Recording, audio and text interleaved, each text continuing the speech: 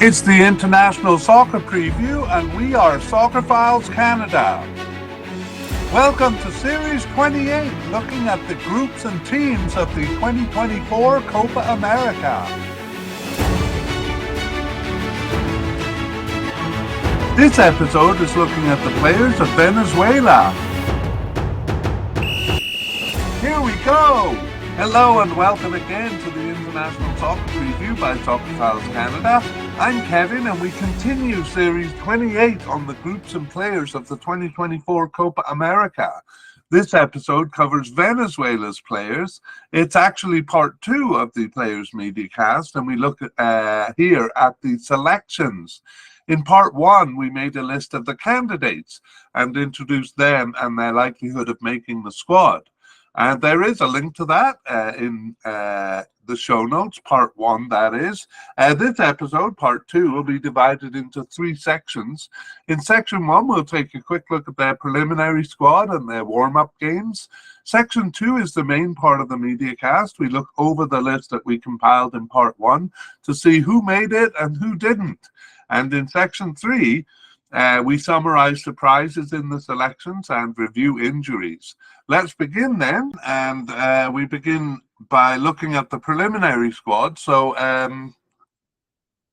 Venezuela put out a 47-man preliminary squad. That was on May 13th. And they had to cut that down to 26 players.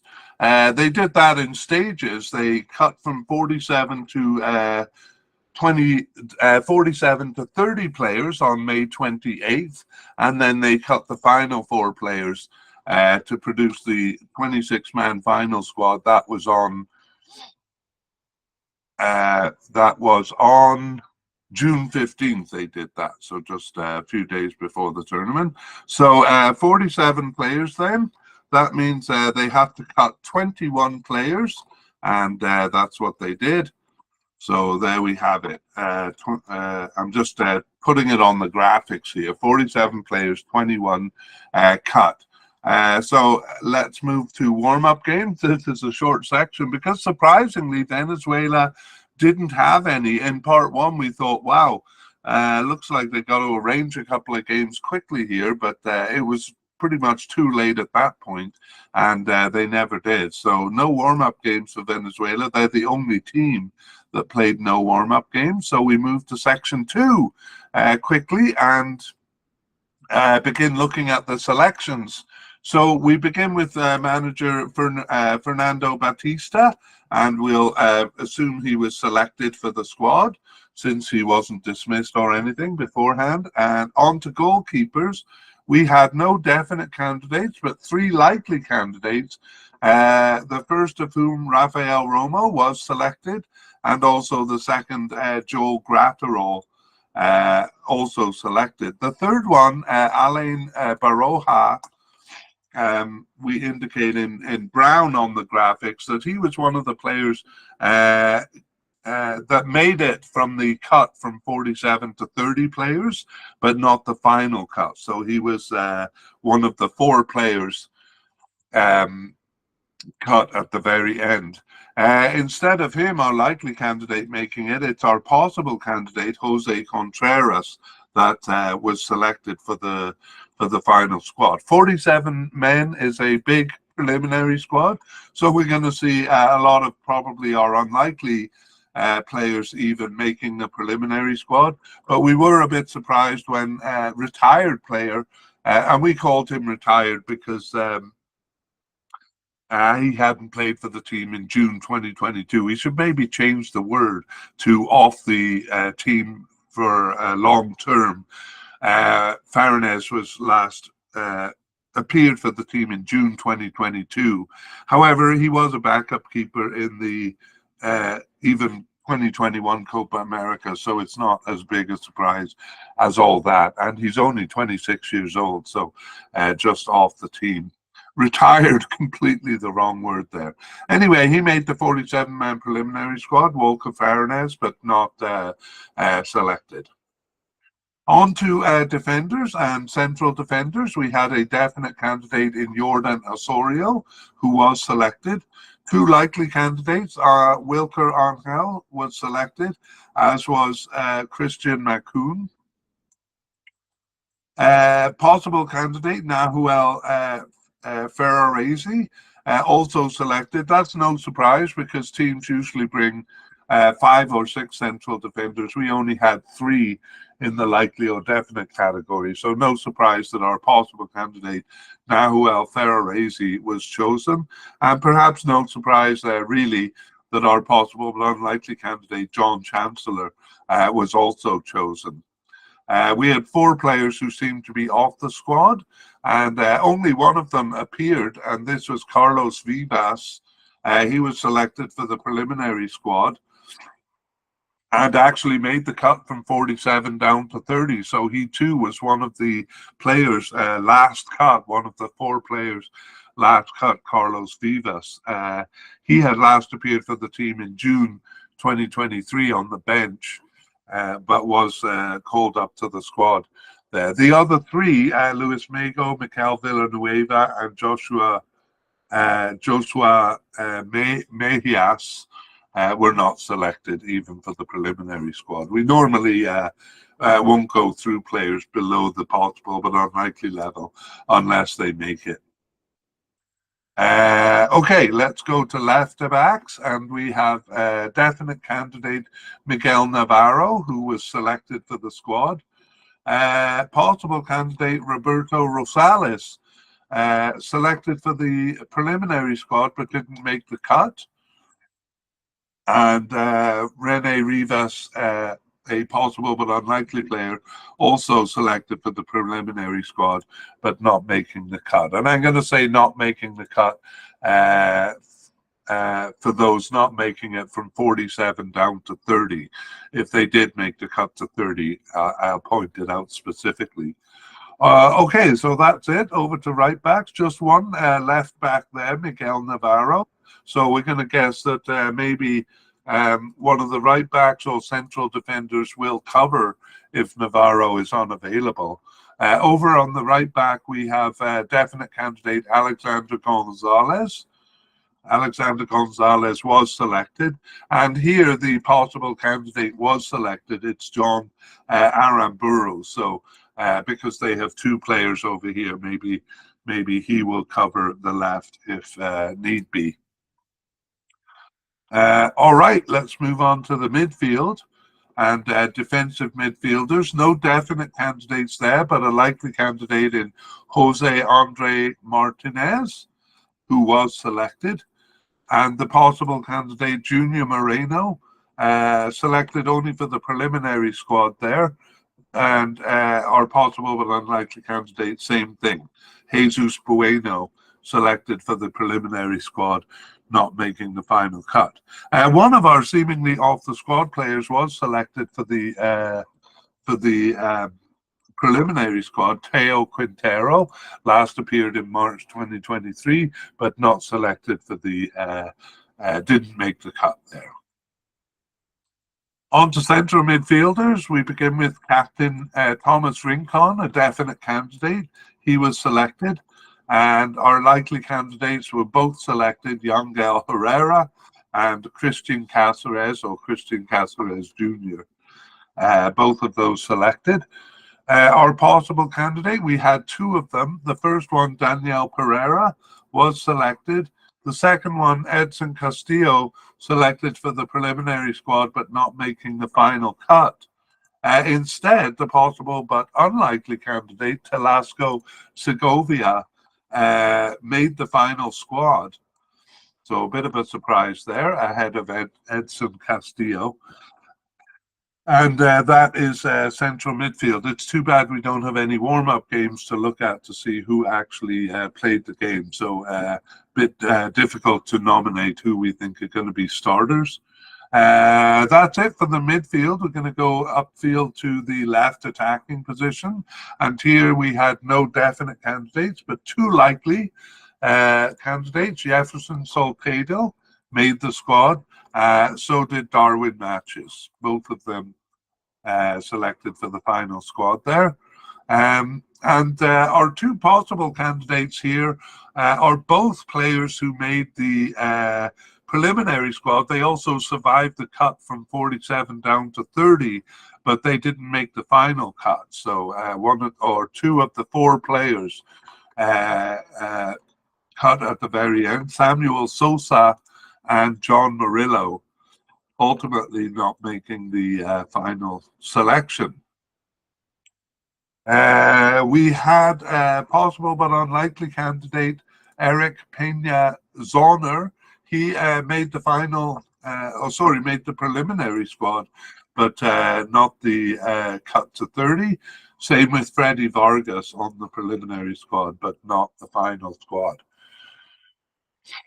Over to the right side, we have way fewer candidates, just one over here. It's Jefferson Savarino, and he was a likely candidate, and he was selected for the squad. Central attacking midfield, we have just possible candidates, no definite or likely, but Edward Bello, the first of our possible candidates, was selected for the squad. Romelu Otero, selected for the preliminary squad, but not the final squad. Didn't make the cut to 30. However, our possible but unlikely candidate did. That's Kervin Andrade, selected for the final squad. So a surprise there. Yes. And we should actually introduce him because we didn't in part one. He's very young, just 18 years old, and got his first cap in March of 2024 and plays for Fortaleza in Brazil, Kervin Andrade. And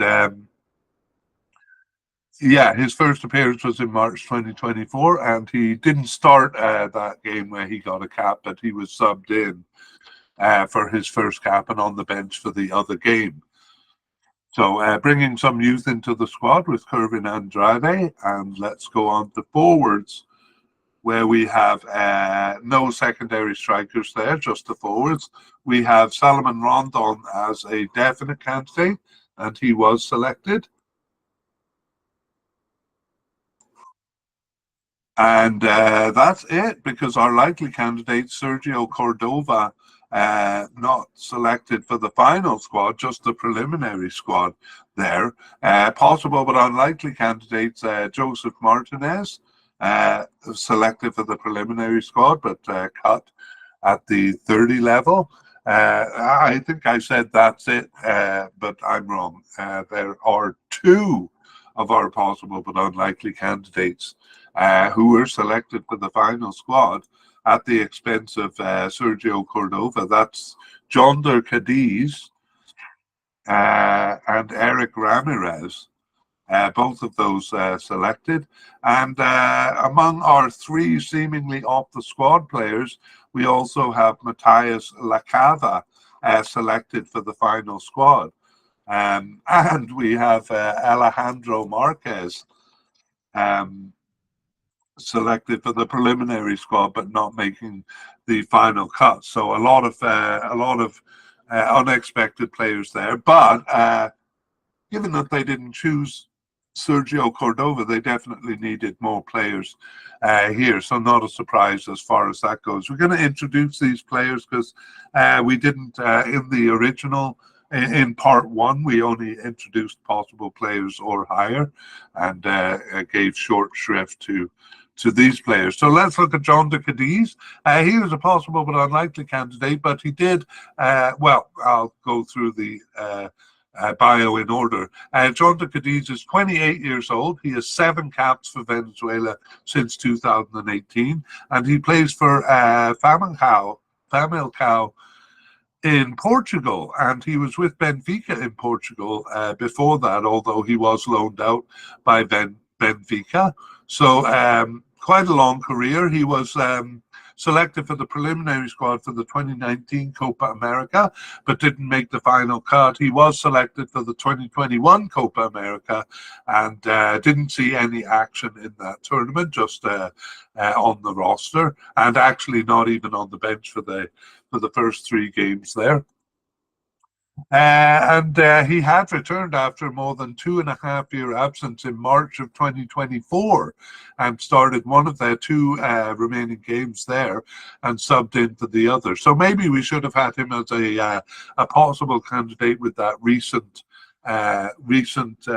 participation. But anyway, it's too late for us to go back and review that. John de Cadiz, then a selection. The other one is more of a surprise. It's 26-year-old Eric Ramirez. He's been with the Venezuela since 2020 with 9 caps and 1 goal. Club-wise, he is not a surprise. He plays for Dynamo Kiev in Ukraine since 2021. He has been loaned out there. And he returned after a 20-month absence, so almost 2 years there, and didn't start any games, but he was subbed in for 1 and on the bench for 2, and not selected for the last 2 matches. So really on the fringes of the squad, fringes of the squad for the 2021 Copa America too. He was on the preliminary squad. He didn't make the final cut, but he was selected as one of 15 players recalled to a standby position because of the COVID that was sweeping through the team. So Eric Ramirez making the squad for the first time here. And finally, our seemingly off the squad, Matthias Lacava, had last appeared on the bench in March of 2023. He's 22 years old with just 1 cap that earned in 2023, and he plays in Venezuela for Academia Porto Cabello. Sorry, my voice turned off there. Academia Porto Cabello in Venezuela, and in 2021 he actually was selected for a large preliminary squad, 49-man preliminary squad. Didn't make the cut to 28 there. Didn't make the final cut. So that's it. 3 new forwards to look at. We won't look at Alejandro Marquez as he only made the preliminary squad there. Let's move on to part 3 or section 3 and summarize the surprises, beginning with notable non-selections. So we have goalkeeper Alain Baroja. We thought he was a likely candidate, and look, he pretty much was. He made the cut from 47 down to 30, but didn't make the final cut. A player we considered less possible got in ahead of him there. So we won't see Alain Baroja. We have a forward, Sergio Cordova, who we thought was a likely candidate. Who we thought was a likely candidate, but not making the final squad, as we just saw several possible but unlikely or even seemingly off the squad players making it ahead of him. Those are the only 2 real surprises. Let's take a look at surprise inclusions, and we'll just go over the names there. We have central defender John Chancellor. We thought he was possible but unlikely, but he was selected. Central midfielder Telasco Segovia, also possible but unlikely. So is Kervin Andrade, the attacking midfielder. John de Cadiz, we had as possible but unlikely, but in reviewing him this game, we probably should have put him at the possible level anyway, and he was selected. He's a forward, and so is Eric Ramirez, the possible but unlikely forward that was selected. Also surprise selections is Walker Farinez, named to the preliminary squad because we had him as off the squad. We had him as seemingly off the squad, having last played in June 2022, or last appeared at least in June 2022. That was a bit of a surprise. Carlos Vivas, also seemingly off the squad. Not only made the preliminary squad, but was in the top 30, so one of the 4 last players cut, and we had him as seemingly off the squad. And the next players are both seemingly off the squad too. Teo Quintero, the defensive midfielder, named to the preliminary squad, and so was Freddy Vargas, the left attacker. Joseph Martinez, well, no, that's not a surprise at all that he made it to the preliminary squad, because he was possible but unlikely with a 47-man preliminary squad. It's not surprising that possible but unlikely players made it. We finished with Alejandro Marquez, the forward, who we had considered to be off the squad. He hadn't played hadn't been selected for the last 7 matches, but named to the preliminary squad. None of these earth-shaking surprises there. For Venezuela, we had no new candidates. So all of the players that were named to the 47-man preliminary squad were on our radar.